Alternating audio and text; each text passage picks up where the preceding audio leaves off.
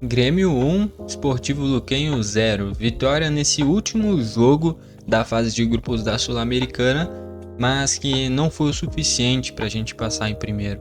Vou fazer uma análise completa da partida aqui nesse vídeo. Vamos lá então. Vou fazer aqui uma análise completa da partida, passar pelos principais destaques da partida, dos jogadores, como é que foi o gol, as expulsões no plural, né? O Luquenho teve 2 jogadores expulsos, sendo um ainda lá na metade para a reta final do primeiro tempo, e o Grêmio conseguiu fazer apenas 1-0. A gente precisava criar uma margem de gols alta para conseguir ficar na frente do Godoy Cruz. Acabou que isso não aconteceu, tanto é que mesmo vencendo, o time terminou sendo vaiado no final. Parece que sempre que o Grêmio vence tem algum porém.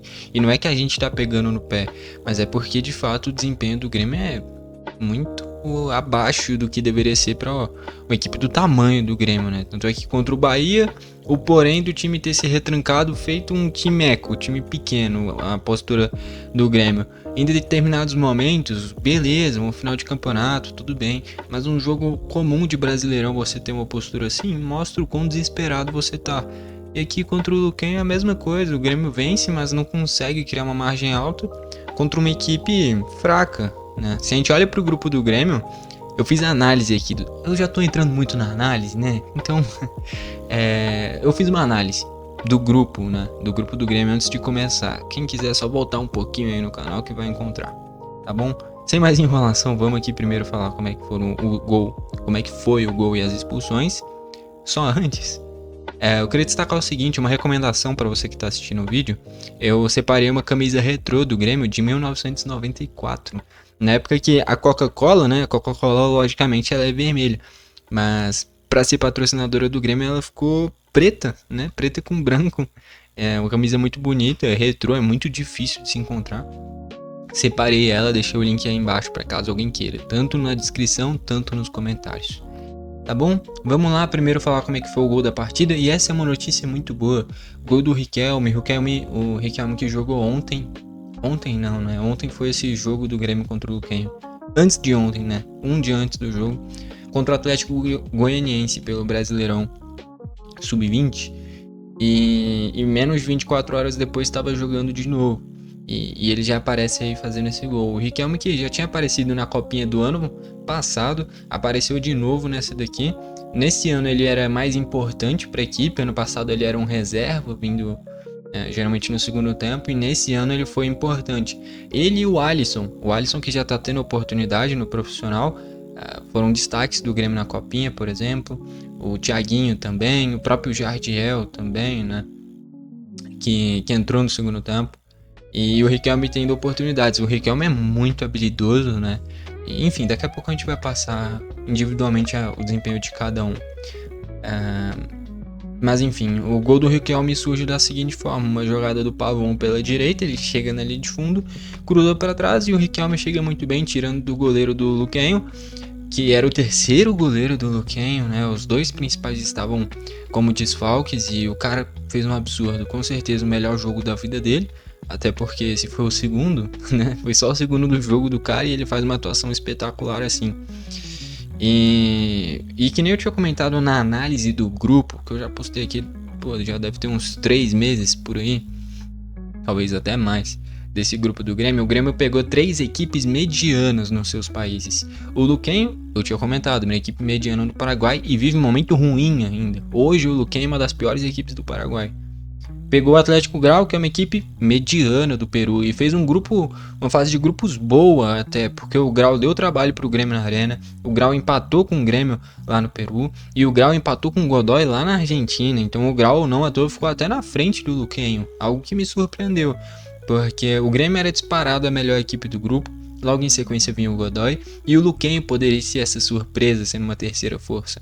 Só que não, o Luquenho foi um saco de pancada. O Grau deu até mais trabalho do que o Luquenho para qualquer equipe do grupo, né? Eu realmente fiquei decepcionado com o Sportivo Luquenho, mas principalmente com o Grêmio, né? Era um grupo facílimo, dos brasileiros era talvez o grupo mais fácil. Talvez o do Atlético Mineiro era o mais fácil, e o Atlético também conseguiu ficar só em segundo colocado, atrás do Cienciano, também do Peru, e aí a gente já vê o futebol peruano aparecendo, né? Enfim, o Melgar, com alguns resultados interessantes, mas esses dias foi atropelado pelo Vasco, né? E falando em futebol peruano, o adversário do Grêmio, já antecipando, é o Alianza Lima. E por que eu falo com essa expressão facial assim? Porque o Barcos é atacante do Alianza Lima. Ah, mas o Barcos tá velho. Cara, esse time do Grêmio pode tomar gol de um idoso de 70 anos, do jeito que tá jogando.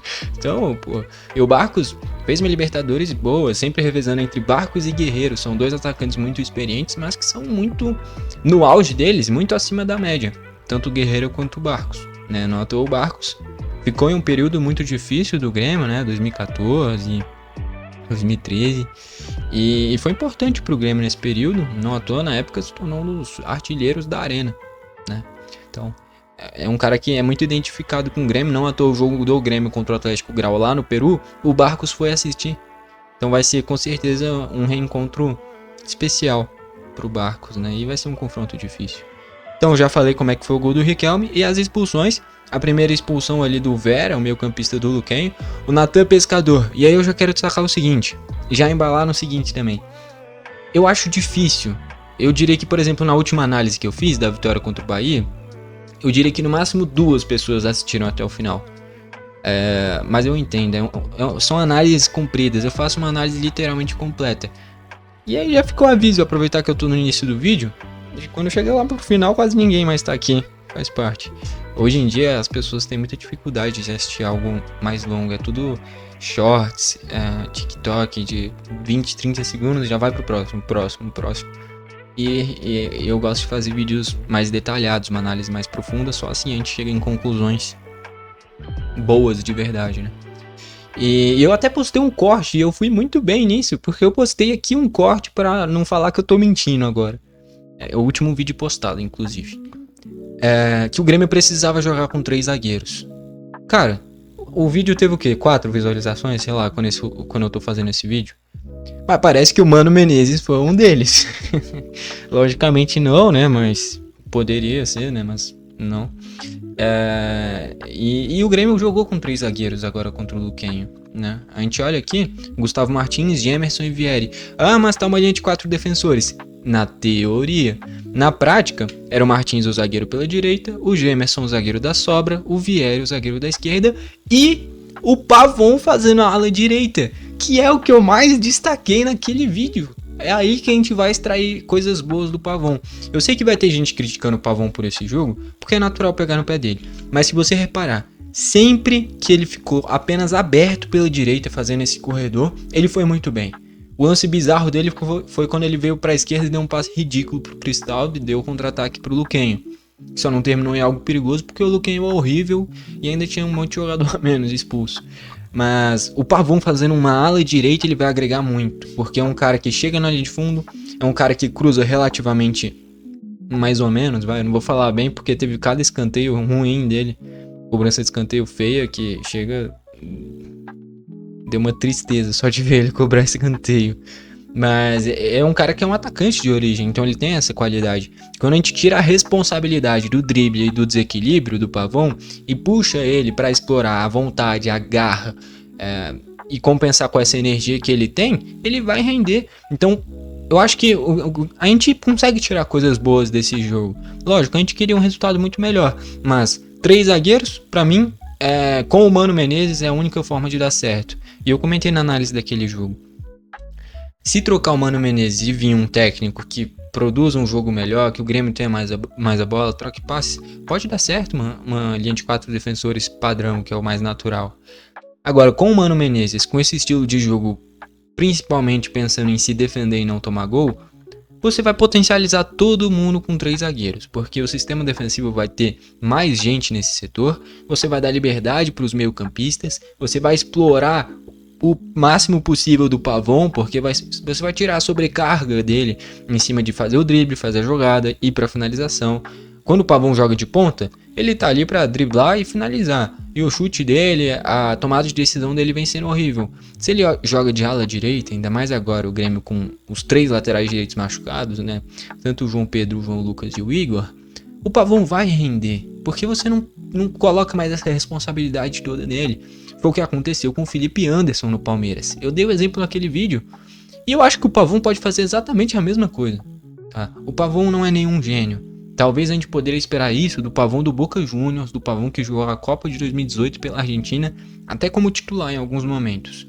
Mas o Pavão atual, não, é um Pavão embaixo. Ele jogando de ala, é ali que acho que a gente ganha um cara que pode agregar bastante, né? Enfim, eu ainda nem falei como é que foi as expulsões, né? E eu puxei o Natan Pescador, parei no Pavão. Mas o Natan Pescador fez um bom jogo também. Outro cara que muita gente pega no pé, mas o Natan jogou muito bem. E eu acho que o Grêmio, jogando com 3 zagueiros, pode usar o Natan como um segundo volante. Usa ali o Vila Sante e o Natan. Ou o Dodi, o Natan, ou o Dodi Vila Sante, mas o Natan jogando mais recuado. Porque você tendo essa proteção dos 3 defensores, você pode puxar um meio campista que não tem toda essa chegada à frente. Tanto é que quando o Natan finalizou, que foi quando ele entrou na área para cabecear, foi um cabeceio, né? Um cabeceio, mais ou menos. Só que quando ele pegava a bola no meio de campo e via o jogo de frente, ele deu ótimos passes. É ele que cava a expulsão, ele mostrou esforço, às vezes meio desligado, é verdade. Mas ele não tem ritmo de jogo também, dá pra entender nesse sentido. Então é natural a gente pegar no pé dele, só que eu tô aqui pra analisar. O único cara que eu olho e falo, eu não quero analisar, eu só quero que vá embora, é o Gemerson. Porque quando o cara, eu vejo que ele se esforça, que o cara é bom, sempre tem algum jeito de dar certo. Agora, o Gemerson não passa comprometimento, o Grêmio tá perdendo, ele tá rindo, o Grêmio tá ganhando, ele tá rindo, o Grêmio tá sendo rebaixado, ele tá rindo, o Grêmio tá sendo campeão, ele tá rindo. Um cara que é tão... que palavra eu posso usar? Tão desconexo da realidade, você não pode ter no seu elenco, muito menos como capitão. O Gemerson foi capitão, cara. Até que ponto o Grêmio chegou, cara? O Gemerson capitão, isso tira qualquer esperança do torcedor. Então assim, eu acho que o trabalho do Mano, jogando com 3 zagueiros, pode vingar. Contra adversários mais fracos, fica escancarado que o Grêmio não tem qualidade ofensiva. E não é porque os jogadores são ruins, mas é porque não é a característica do Mano. Os caras não sabem nem o que fazer dentro de campo, do meio pra frente. Essa é a impressão que passa. O Grêmio parece que é focado só em não tomar gol. Contra uma equipe defensiva, como é o Luquenho, ainda mais depois de ter jogadores expulsos, os caras não sabem o que fazer. Só foi aparecer espaço quando o Luquenho teve 2 jogadores a menos e acreditou no empate. Que aí ia 3-4 subia, sobrava 3-4 atrás e o Grêmio até com superioridade numérica, mas errando muitas jogadas. O Christian Oliveira, inclusive, o principal deles, né? Cada tomada de decisão ruim do Christian que foi feio o negócio. Eu diria que foi o pior jogo do Christian Oliveira com a camisa do Grêmio, inclusive. Enfim, mas sobre a expulsão, um lance que o Natan chega pra matar o contra-ataque, tanto é que ele toma cartão amarelo. Na transmissão só foi computar lá no segundo tempo, mas foi por essa falta que resultou no vermelho. Que aí o jogador do Luquenho deixa o pé no braço do Natan, bem expulso. Isso é uma agressão, ele não precisava deixar o pé no braço do Natan, bem expulso. E eu queria enaltecer o juiz. Nos últimos tempos dos jogos que eu assisti, independente de Grêmio ou não, eu diria que essa é a melhor atuação de um árbitro que eu já vi na minha vida, que eu me lembro de cabeça, tá? Porque o cara acertou tudo. E lances difíceis. Muito árbitro não teria coragem de expulsar os 2 jogadores. Muito árbitro não teria coragem de... O pênalti eu até entendo, tá? Que o Grêmio perdeu um pênalti logo no início do jogo, né? Com o Arezzo. Daqui a pouco eu chego lá também. Mas ali dava pra entender. Eu, quando eu tava vendo o jogo, né? Quando eu tava vendo o lance, o chute pra fora do Lucas Esteves, eu olhei e falei: se jogou, nada. Só que depois foi nítido que teve um puxão. Então, vendo no VAR, ele consertou. Eu gostei demais da arbitragem, tá bom? Normalmente, a gente torcedores de futebol, no geral, não necessariamente só do Grêmio, tem esse padrão de só reclamar da arbitragem, né? Mas se a gente quer algo bom, quando alguém vai bem, a gente tem que elogiar também, né? Então eu achei que a atuação do árbitro foi espetacular. Não porque as 2 expulsões foram ao nosso favor ou porque foi marcado o pênalti. Talvez tenha um pouquinho disso. Mas é porque de fato ele acertou, cara. O pé alto ali no braço do Natan e o segundo cara agride. O Ronald, o próprio cara nem reclamou. Ele sabe que deu um socão no Ronald. Bem expulso em campo. As 2 expulsões não precisou nem do VAR. O juiz teve a coragem de expulsar. Muitos juízes não têm essa coragem. E o pênalti do Arezzo, que eu falei, era um lance difícil. Se fosse um lance que eu tivesse visto, por exemplo, eu falaria, tinha que ter marcado. Mas se nem eu vi, lógico, eu não sou árbitro, eu não sou especialista, mas eu coloco isso como padrão. Se eu acho que eu erraria, pra mim tudo bem o cara errar.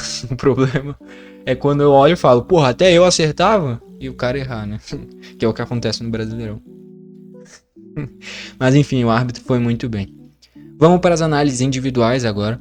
Começando pelo gol, o Grando foi exigido uma única vez, que foi um chute de fora da área no segundo tempo, que de fato, se ele toma aquele gol, pelo amor de Deus, né? É uma defesa que não é fácil, mas de tão longe assim, ele não podia tomar um gol assim, né? E ele foi bem, defendeu. Praticamente não tocou na bola, né? Ele só tocou na bola para bater tiro de meta, praticamente. Então não tem nem muito o que falar do Grando. Na linha de defesa, aqui tá uma linha de 4 defensores, mas que nem eu falei, era 3 zagueiros. O Martins pela direita, o Gemerson como a sobra, o Vieri pela esquerda e os alas, o Lucas Esteves de um lado, o Pavão do outro. Isso foi bom, porque com a expulsão do jogador do Luquenho, no segundo tempo, basicamente você tira um dos zagueiros e deixa o Pavão fazendo esse corredor direito inteiro. E é que nem eu falei, tecnicamente o momento do Pavão ainda é ruim, só que ele é muito esforçado.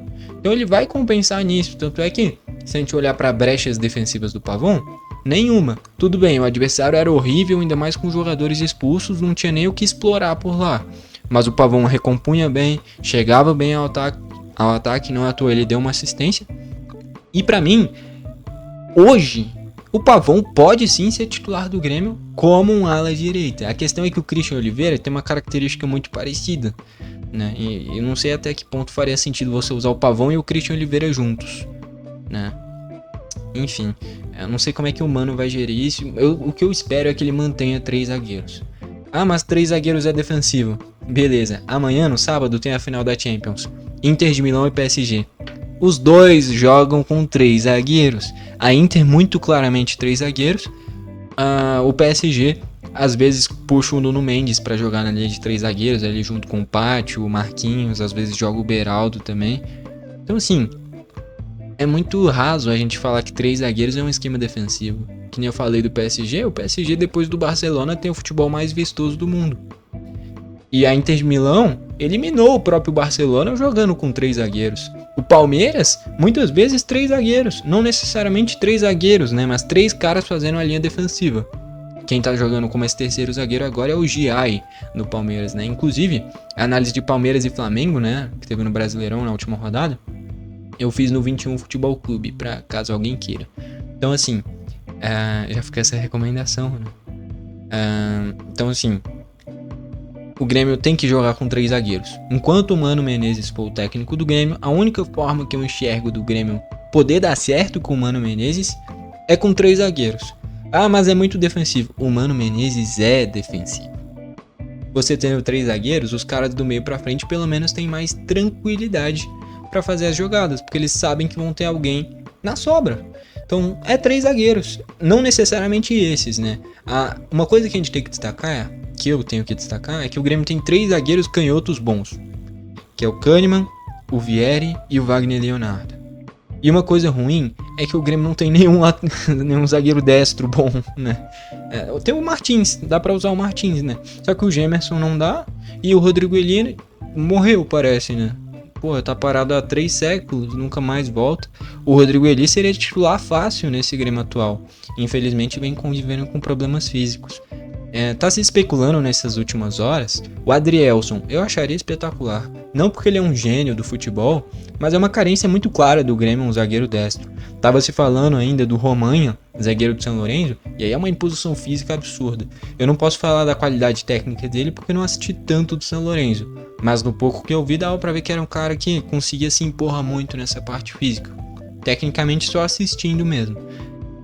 Então assim, se trouxesse o Romanha e o Adrielson, pra mim estaria solucionado essa zaga pela direita, que é uma das maiores carências desse Grêmio atual. Mas enfim, pra mim é 3 zagueiros. Qual a minha zaga titular? Wagner Leonardo pela esquerda, o Kahneman na sobra, né? Fazendo o que o Gemerson fez, eu usaria o Kahneman como esse zagueiro central. E o Gustavo Martins pela direita, tá bom? Em determinado momento você pode puxar o Wagner pro meio e colocar o Kahneman pela esquerda, da forma que preferir. Mas a zaga tem que ser Wagner Leonardo, Kahneman e Gustavo Martins. Pra mim é isso, tá? Eu acho que é assim que eu enxergo o Grêmio dando certo. Porque jogando com uma linha de 4 defensores normal não vai dar. Porque você vai ter brechas defensivas e você não produz nada do meio pra frente. Então você vai atacar mal e defender mal. Com 3 zagueiros, pelo menos você vai defender bem. E o adversário vai ficar sem opção. Quando o Grêmio entupiu o time colocando 3 zagueiros contra o Bahia não criou nada e o Grêmio ainda especulou contra-ataques perigosos. Quando não tinha, o Bahia só não fez gol porque tava com a pontaria em falta, né? O Michel Araújo perdeu o gol e por aí vai. Então assim, é 3 zagueiros, tá bom? Então, passando pelos que jogaram, o Martins fez um grande jogo, eu gostei do jogo dele. Teve um grande erro dele. Alguns erros, né? Mas o primeiro e o principal, né? Um cabeceio na fase ofensiva, teve uma bola aérea em um escanteio que ele ataca a bola muito bem. O goleiro já não estava mais na jogada, mas ele direciona mal a bola e acaba cabeceando na diagonal. Se ele cabeceia reto, é gol. Ele acabou cabeceando para fora. Naquela posição era para fazer gol, era uma chance clara, tá? Inclusive, eu queria destacar o seguinte, em estatísticas a gente vai ver daqui a pouco, o Grêmio deu acho que foi 29 finalizações, a gente vai conferir daqui a pouco exatamente, e de aquela estatística de, acho que é XXG que fala, que é a porcentagem de chance de um gol acontecer, o Grêmio criou aproximadamente 4 gols claros, né? Então era pra gente estar falando que um Grêmio tivesse feito ao menos 4 gols. Então assim, tem muitas críticas pro Mano Menezes, mas quando essas estatísticas aparecem, é muito mais culpa do jogador do que do técnico. Porque é erro técnico deles, chances claras desperdiçadas. E o técnico não joga. Quem joga são os jogadores. Então assim, a gente pode criticar o quanto que for, mano, tem muitos erros. Mas esse 1-0 aqui passa muito mais pela incompetência dos jogadores. E quem recebe milhões e milhões é o técnico também, mas os jogadores em maior quantidade, né? São muito mais. Mas então assim, tem que mostrar o porquê que recebe tão bem, cara. Tem que aproveitar as oportunidades, mas não foi o que aconteceu e não é o que vem acontecendo, né? É muito raro o Grêmio fazer 2, 3 gols no mesmo jogo. O Grêmio desaprendeu a fazer gol. Esse é um ponto a se destacar também. E o Martins, em algum momento do primeiro tempo, se perdeu um pouquinho tecnicamente, tanto é que teve ali um momento em que ele se embanana na bola, o Mano sai cobrando ele para ele jogar. Parece que essa crítica serviu, né? 10 minutos depois disso ele volta a um nível bom e faz um bom jogo. O Gemerson não foi mal, só que eu não gosto do Gemerson. O Gemerson não é zagueiro pro Grêmio. Ele não passa a liderança necessária, ele não passa o comprometimento necessário e tem muitos erros técnicos, é muito inconstante. No geral, ele não passa confiança, tá? Se fosse um moleque da base de 18 anos que tivesse errado metade do que o Gemerson jogou, não era nunca mais nem relacionado, já tinha sido negociado. Parece que o Gemerson só joga por empresário, porque não tem outro motivo pro Gemerson jogar. Ah, mas falta opções, sobe os moleques da base. Porra, subiu o Riquelme, subiu o Jardiel, qual a dificuldade de subir um zagueiro também? O Luiz Eduardo fez uma grande copinha. Tem o João Lima também que fez uma boa copinha, o zagueiro canhoto também. Então assim, é o Natan, outro zagueiro também, né? Não o Natan que foi pro Juventude, tem outro Natan na base também. Então, porra, testa os caras pelo menos. Ah, ele foi mal, beleza, devolve pra base. Ah, ele foi bem, aproveita. Foi o que aconteceu com o Riquelme. Então, o Riquelme fazendo esse gol, na minha visão, ele já tem que ser relacionado a todos os jogos. Ah, mas foi no Luquenho. Beleza, os profissionais não conseguiram fazer. Teve que chamar um moleque que jogou menos de 24 horas antes do jogo pra fazer gol. Então, porra, esse cara merece continuar sendo relacionado, merece continuar tendo oportunidade. Acho que quanto mais meritocrático for o clube, melhor pra todo mundo. Você vai bem, você continua. Você vai mal, você sai. Acabou. Mas não é assim, o Gemerson vai mal quase toda vez e continua no time. Qual a imagem que você passa isso? Qual a imagem que você passa sobre isso? Que tipo, você pode fazer o que você quiser, dependendo de quem você é. Essa é a imagem que passa, né? Mas enfim, o Gemerson não foi mal, mas eu não gosto dele. Ainda mais sendo capitão, cara. Só nessa temporada o Grêmio já teve Edenilson e Gemerson como capitão. Os caras perderam o controle do que é o Grêmio. Cara, olhando pro time do Grêmio, os capitães nesse jogo daqui, cara, ou era o Grando, pela identificação, podia ser até o Camilo, pela liderança que ele já criou, o Ronald, por ser da base, o Gustavo Martins. Cara, o ideal é que era o Grando, só que ele é goleiro, né? Então colocava o Camilo. Eu sei que o Gemerson tá há mais tempo, mas não adianta nada você ser horrível e você tá há mais tempo. É melhor um cara que tá há menos tempo e é menos pior. Não que o Camilo esteja muito bem também, ele não vive um momento bom. Mas o Gemerson não dá, cara. O Gemerson, capitão do Grêmio, pelo amor de Deus, não servia nem pra ser relacionado. E agora ainda é titular e capitão. Independente do jogo, isso não pode acontecer nunca. Enfim. Enquanto o Gemerson vestir a camisa do Grêmio, o Grêmio não vai ganhar nada. Eu tô falando isso quase todos os vídeos e vou repetir em todos, porque não tem como. E o Vieri fez um bom primeiro tempo, mas ele acabou pagando pela expulsão do Luquenho, né? Que aí tira ele, coloca o André, fica com 2 caras mais à frente. O Mano fez certo. Tá? Por mais que estivesse jogando bem, não precisava ter mais um zagueiro. E já tinha o Lucas Esteves ali, se dá uma recuada a mais nele e enfia mais um atacante lá na frente. Então achei que o Mano mexeu bem em tirar o Vieri no intervalo, mas ele fez um bom jogo. Que nem eu falei, o Grêmio tem 3 excelentes zagueiros canhotos, que é o Kahneman, o Vieri e o Wagner Leonardo. Tá bom? 3 zagueiros excelentes. Acaba que usar os 3 de uma vez é muito difícil, mas dá pra usar o Wagner e o Kahneman. Quando o Kahneman não jogar, dá pra usar o Wagner e o Vieri. Tá bom? Seja o Vieri pela esquerda, o Wagner pelo meio e o Gustavo pela direita. Pô, essa é a zaga do futuro do Grêmio. Com o que tem no elenco atual, é o Gustavo pela direita, o Wagner no meio, o Vieri na esquerda. 3 zagueiros jovens e 3 zagueiros bons. Né? Quando tiver o Kahneman joga e sai o Vieri. Quando não tiver, é esses 3. Não tem nada de Gemerson. Porra, Gemerson, pelo amor de Deus. E o Lucas Esteves pela esquerda. Cara, o início dele eu gostei do Grêmio. Mas hoje pra mim já fica nítido que é um jogador muito comum. Porque assim, velocidade, mediano. Marcação, mediano. Físico, abaixo para um cara de linha de defesa, inclusive. Tecnicamente, mediano. Ele tem uma pisadinha na bola bacana de futsal, só que isso não muda nada. Pô. O Leozinho era um dos melhores jogadores de futsal do mundo. Foi pro futebol de campo. No Ituano, de vez em quando entrava bem. No Hercílio Luz, ele jogou com o André Henrique, inclusive, era reserva também. E agora tá tendo uma grande oportunidade no Atlético Paranaense. Tomara que dê certo. Mas qual o outro exemplo de um cara de futsal assim? Lógico, no Grêmio tem o Maicon, né? Mas não é porque o cara tem a pisadinha do futsal que ele é bom jogador. E olha que eu adoro futsal. Jogo bem mais futsal do que futebol de campo. Até porque é bem mais acessível uma quadra de futsal do que de futebol de campo. Mas enfim, o Lucas Esteves não dá, cara. É mediano, tá bom? Mediano. Jogador mediano não serve pro Grêmio. Ainda bem que o Grêmio trouxe o Marlon, porque o Marlon vem muito bem. Em determinado momento poderia ter uma certa disputa entre o Marlon e o Lucas Esteves. Hoje é claro que o Marlon é titular. Tá, e não é nem porque o Marlon é um gênio da bola, mas ele rende muito mais que o Lucas Esteves. Muitos erros técnicos, né? Por exemplo, no pênalti do Ares é um chute ruim dele. Chegava à frente e errava cruzamento. Chegava à frente e errava chute. O Lucas Esteves é um jogador mediano. Né? É por isso que ele deu certo no Vitória. No Palmeiras não, no Grêmio até o momento não. Enfim, faz parte. Pode ser que em 1 ou 2 meses ele esteja jogando muito. Mas eu tenho que falar do que eu vejo hoje, né? E hoje ele é um jogador mediano. E do meio pra frente, o Camilo e o Ronald. Pra mim, é um erro do Mano, o Camilo ter ficado muito tempo. Cara, no intervalo mesmo, já tirava o Camilo e ia com o Cristaldo. Deixava Ronald, o Natan mais recuado e o Cristaldo como esse meio atacante.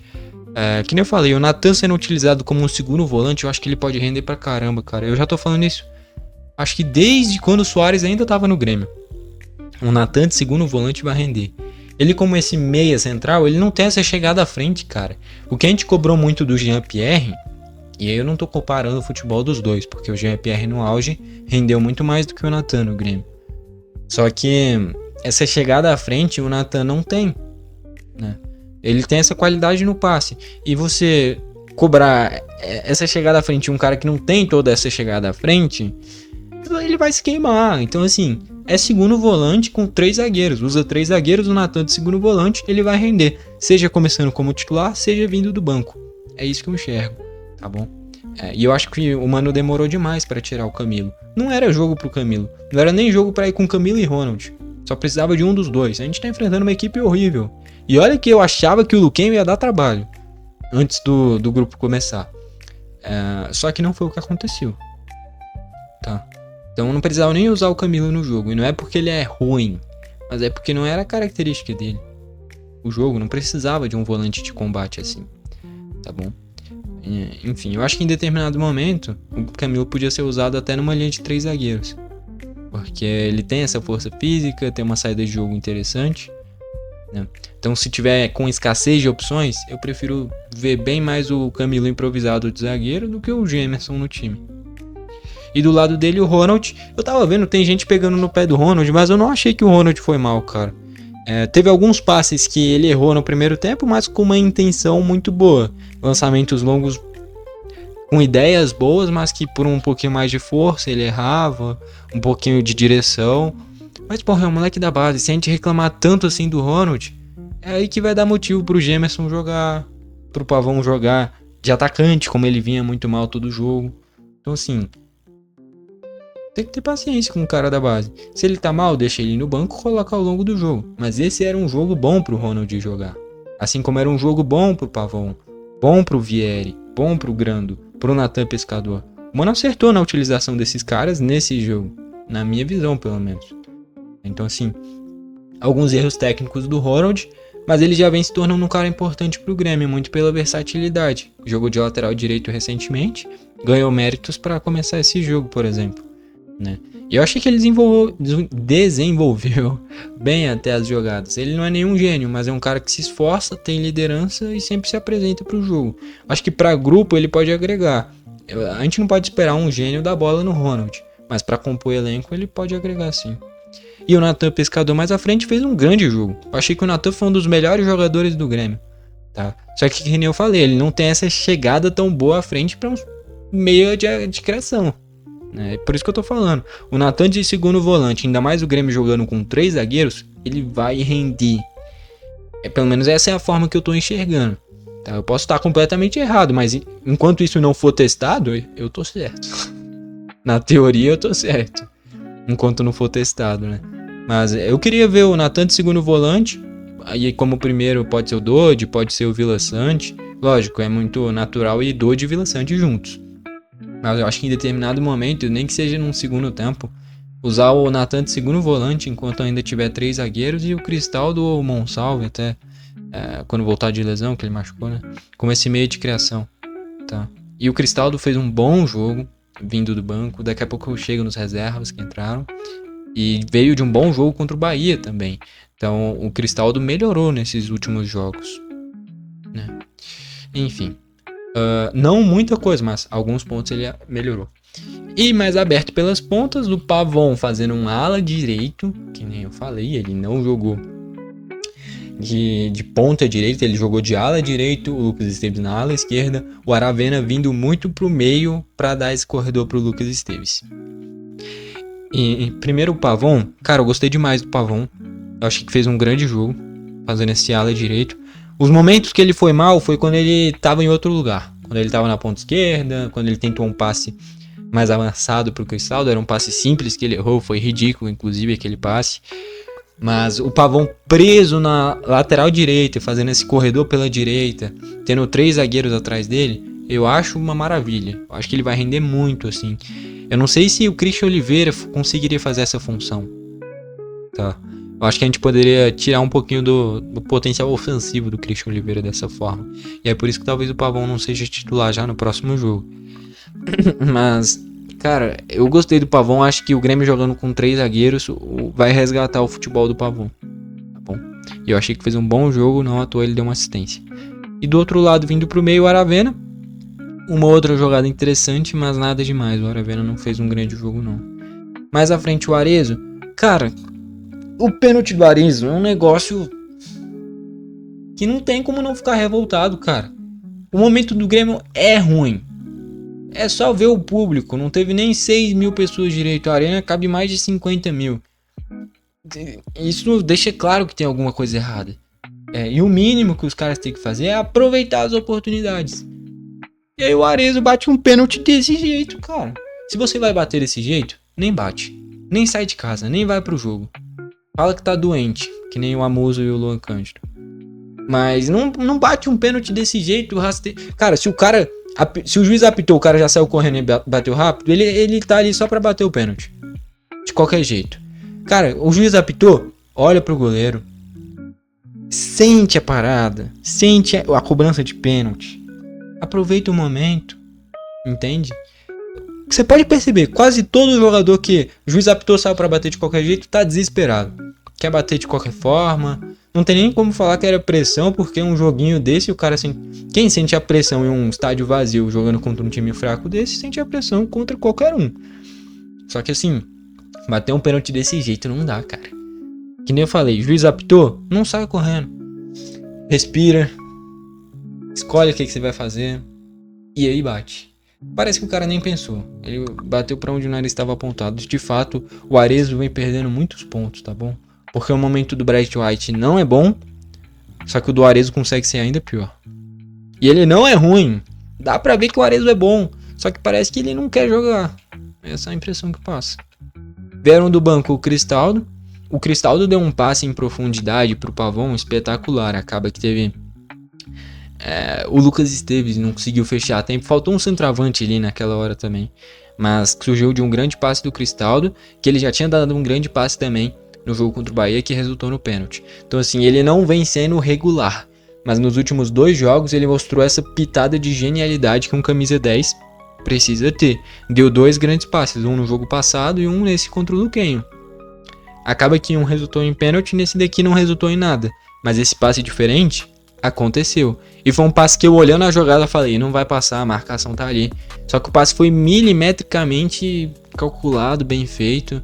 Acaba que teve um erro também, que foi uma jogada do Kiki Oliveira, que ele estica demais a bola e sobra pro Cristaldo. Cara, ali, se fosse o Verratti, na hora que a bola tá caindo, pá! Acho que foi mal, estourei um pouquinho o áudio. Mas vai de cabeça, entende?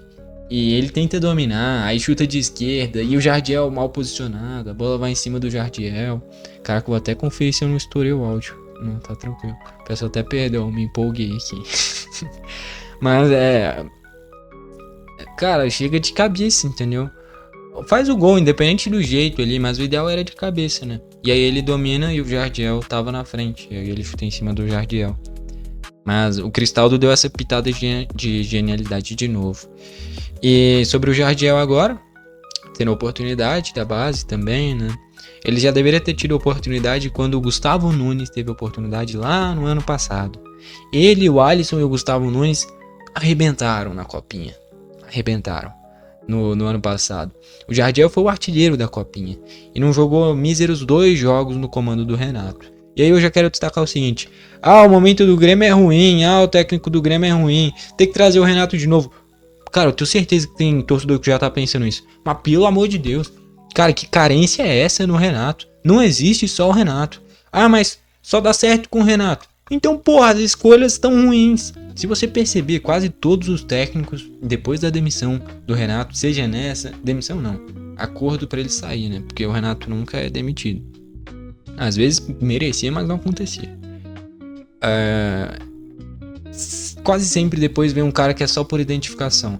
No Grêmio rebaixado, Filipão, o próprio Thiago Nunes já era identificado, o Mancini já era identificado, e agora já veio o Mano que é identificado de novo. Quem fugiu do padrão? O Quinteiros. A tentativa do Quinteiros. E eu já comentei aqui no canal, contratar o Quinteiros foi um acerto. Deu errado? Deu. A gente não controla o futuro, mas trazer o Quinteiros foi um acerto. Infelizmente não deu certo. Inclusive eu acho que se o Quinteiros, com a ideia de jogo dele, utilizasse 3 zagueiros, eu acho que a gente tinha potencial de ter dado certo. Porque o grande problema era a fase defensiva. Tendo 3 zagueiros teria uma proteção maior.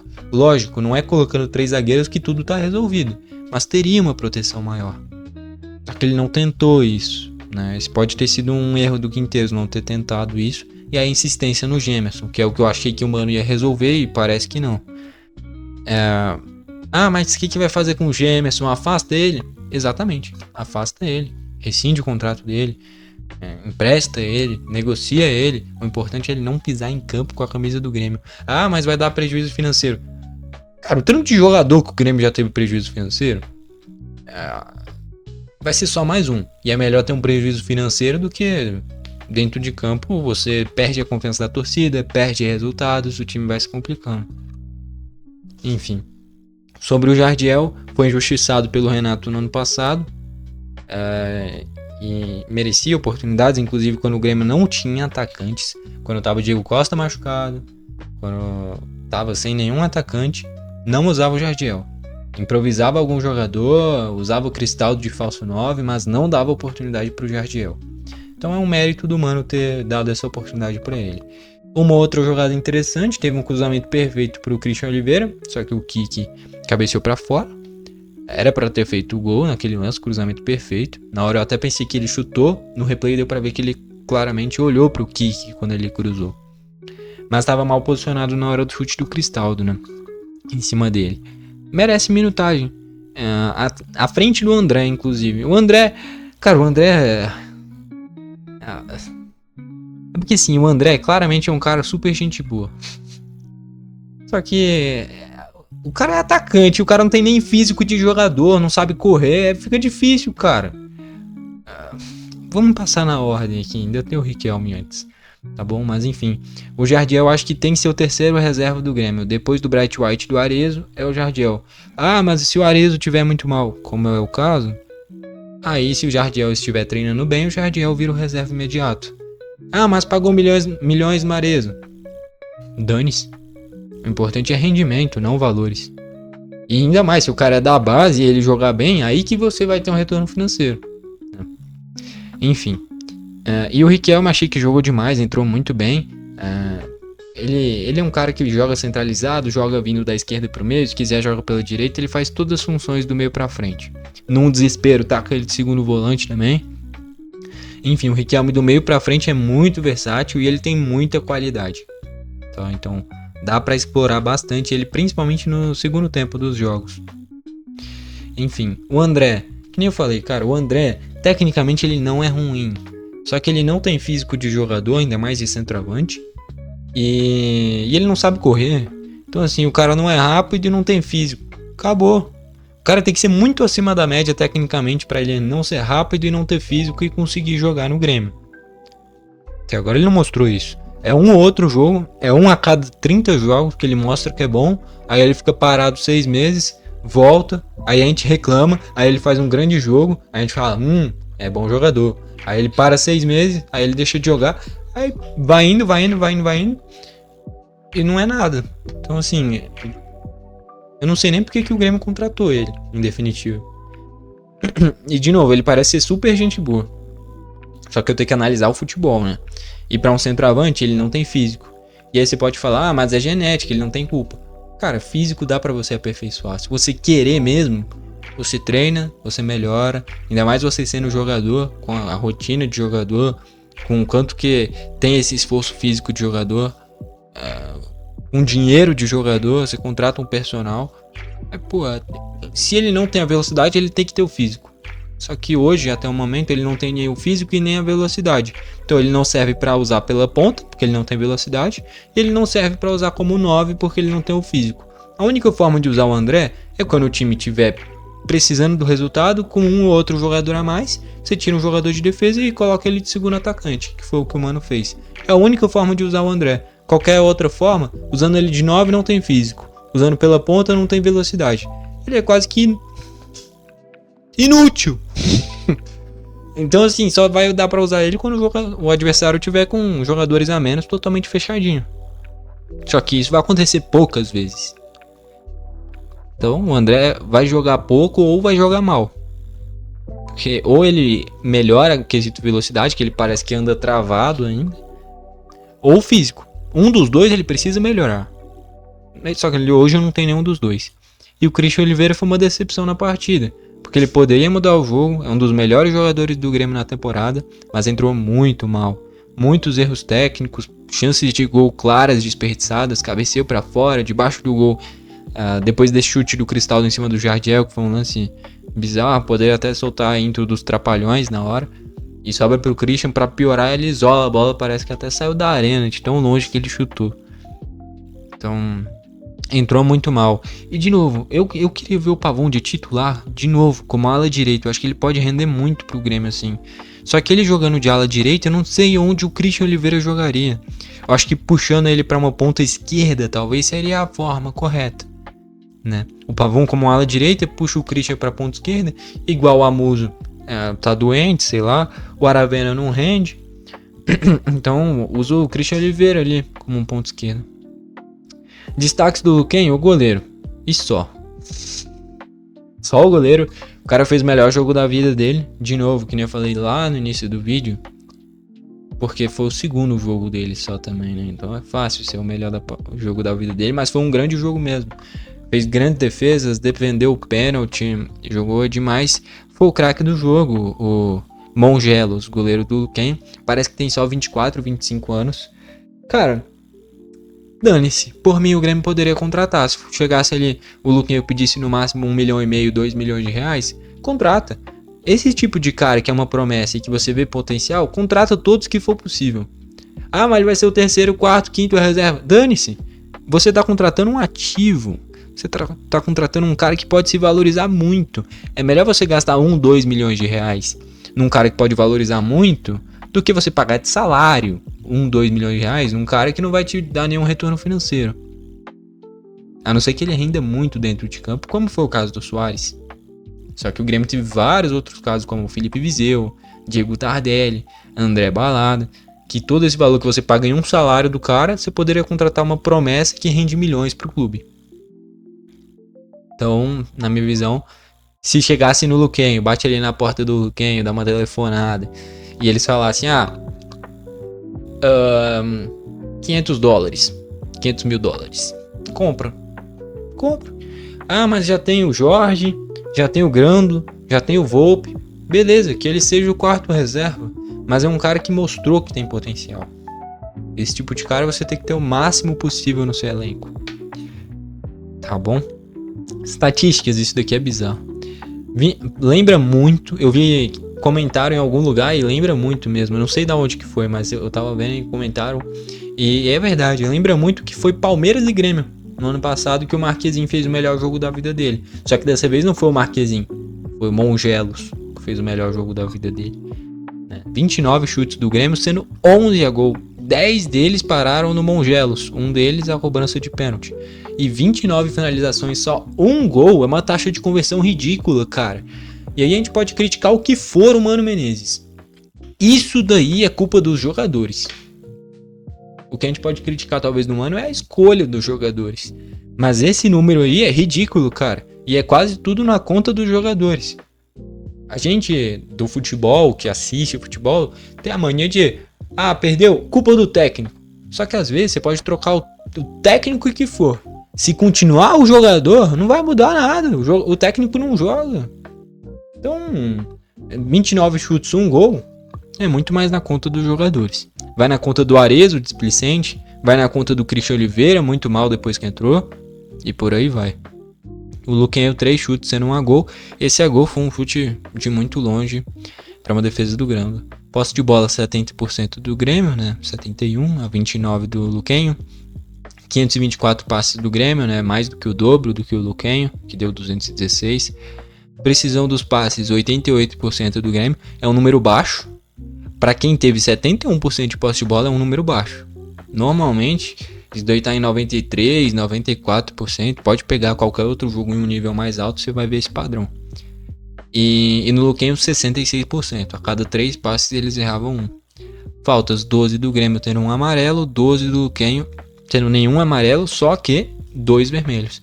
As expulsões do Luquinho, né, foi por agressão. E as faltas do Grêmio foi para matar contra-ataque. Essa que foi a diferença. Tanto é que a falta do Nathan, que ele leva amarelo, foi para matar contra-ataque. E terminou em uma expulsão do Luquinho por uma agressão, né? Então os caras do Luquinho não tem futebol e não tem cabeça também. Aí você nunca vai conseguir vencer, nem que seja de um time fraco, como é esse Grêmio atual. Escanteios, 13 do Grêmio, 2 do Luquinho. Natural pelo volume de jogo. Com esse resultado, a gente na segunda colocação com 12 pontos. E aqui, ó, saldo de gol, 4 do Grêmio, 5 do Luquinho. Se a gente fizesse mais um gol, ia ficar empatado em saldo de gol. Gols marcados, a gente ia ficar com 1 a menos, né? Esse foi um quesito. É porque o jogo do Godoy ficou 2 a 2. Se tivesse ficado 1 a 1, né? E aí o Grêmio fazendo mais um gol, acho que passava. Enfim. O Atlético Grau com 4 pontos. Todos esses 4 através de empates, né?